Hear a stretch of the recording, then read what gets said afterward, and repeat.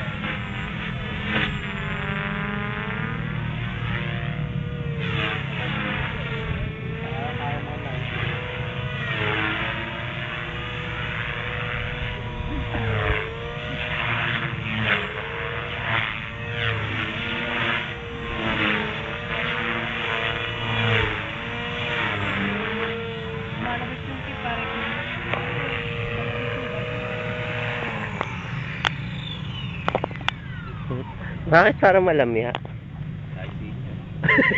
Mas malakas pa ang pro ko dyan. Parang malamya eh, no, kumpara sa pro. Pangit, ako na lang. Diba? Hindi ba 15? 15 tooth?